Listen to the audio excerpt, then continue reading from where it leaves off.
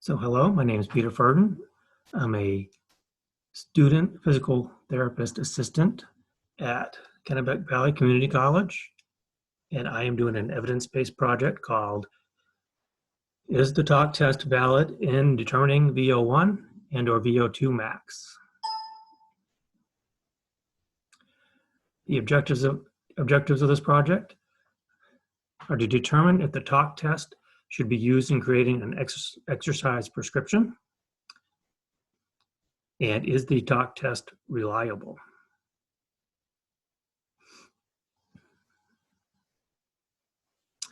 So all of the evidence-based journals that I used were looking at the ventilatory threshold, or VT1, and the lactate thresholds to determine whether people were achieving the appropriate amount of exercise intensity to see results.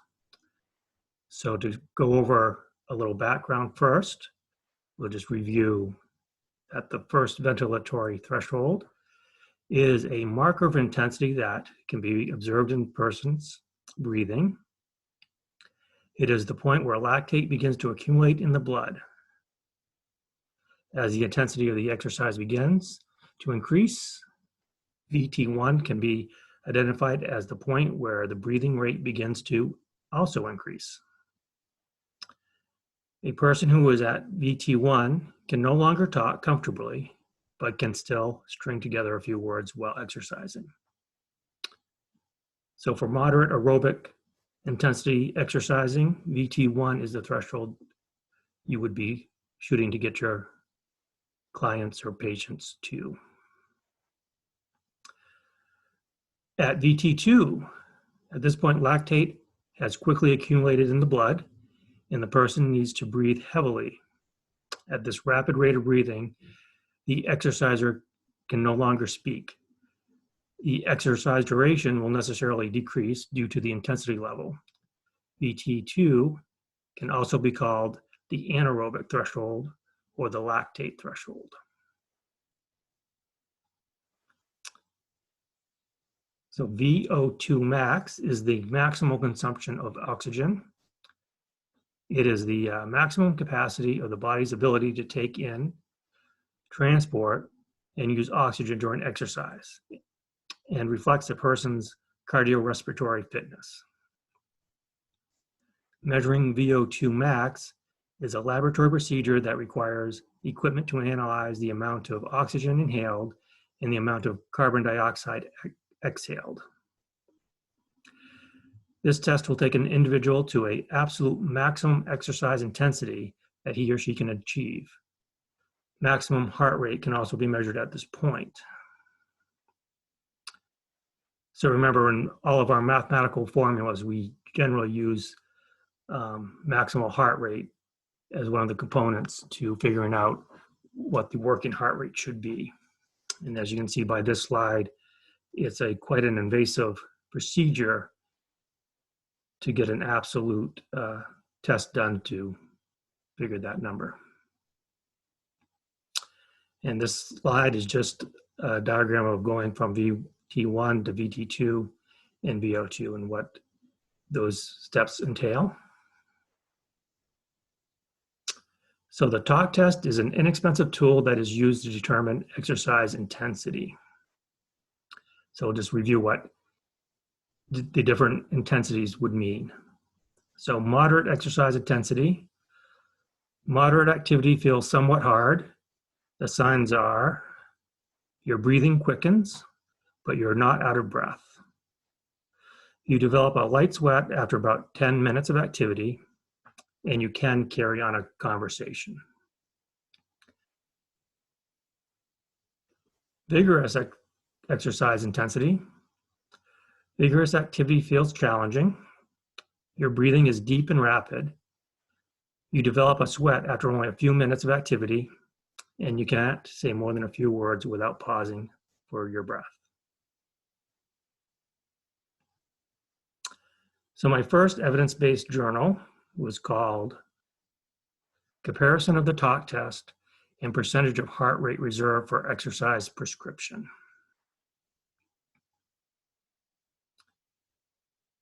So this was a comparative study that involved 44 subjects, 17 males, 27 females. Their average age was 20 years old.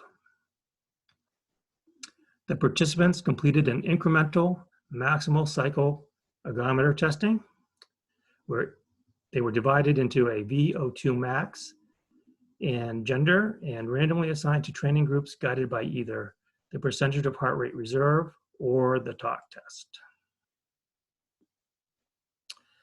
So pre and post training incremental maximal exercise was performed on an electronically braked cycle ergometer, adjusting intensity and measuring the results based on the American College of Sports Medicine guidelines. This was a random study performed over a 10-week period, and statistical analysis was conducted.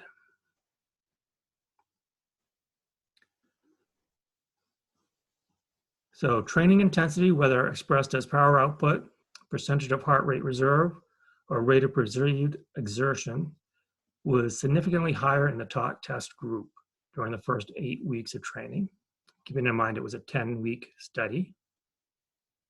As the progression increased through the training program, the differences between the percentage of heart rate return in the talk test groups gradually declined, and the training intensity observed in the talk test group was constant throughout the period.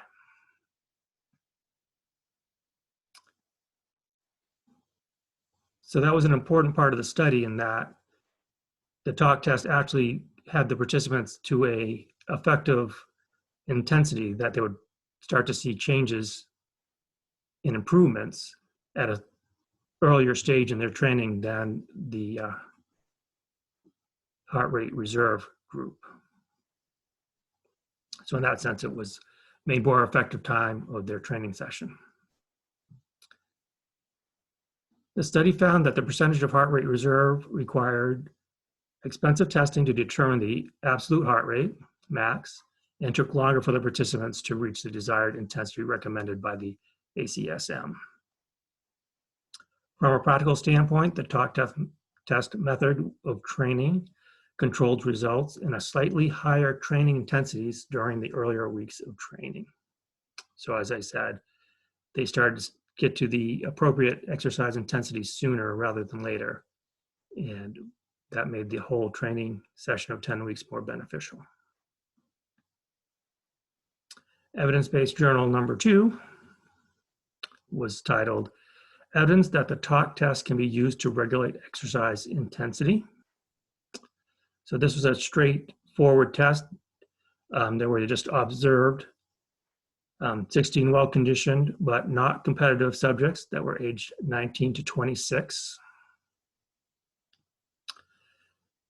So again, this was an observational study using a treadmill and 30-minute runs using the talk test and increasing or decreasing the intensity to maintain the desired workout intensity. Saying the Pledge of Allegiance and then answering whether they could speak comfortably. And then they took blood samples at regular intervals. So the blood samples were used to test the lactate amounts in their blood at the time. I believe it took them like 15 seconds to pull the blood out. They jumped off the treadmill. So it was short enough that they could maintain their exercise intensity without breaking the study, but they could get accurate results from the blood samples. So once they analyzed the lactate levels in the blood throughout the workout, the study did show that the talk test was a valid way to measure intensity and meet the ACSM guidelines. Evidence-based journal number 3 was called The Talk Test, a Useful Tool for Prescribing and Monitoring Exercise Intensity. This was a review meta-analysis of talk test in various settings. So this review looked at the effectiveness of the talk test that used standard protocols. And I did do a handout that outlines what the standard protocols are. And they were healthy adults. The studies also included exercising aerobic, high-intensity interval training workouts. They did include patients with cardiovascular disease and atrial fibrillation. The author found that the talk test was reliable to determine exercise intensities in line with, again, the ACSM guidelines in all except the high-intensity interval training workouts. The reason for the high-intensity interval training workouts being questionable was hypothesized to be because the short durations of those exercises, in terms of they would do like a quick, very hard 30 seconds on, and then a rest period of 30 seconds, and then it would so it became harder to test their blood, their talk test response in those short periods. It also found that exercise forms, treadmill, walking, jogging, cycling, elliptical training, and stair steppers were all equally effective in using the talk test. And as I stated above, it was also found to be safe for people with cardiovascular disease and atrial fibrillation. And let's go on. So my final thoughts are, so the evidence from those three journals did show that the talk test can be used as a reliable method for determining an exercise prescription. Again, say for people who aren't in the best of health, cardiac fibrillation or cardiac issues.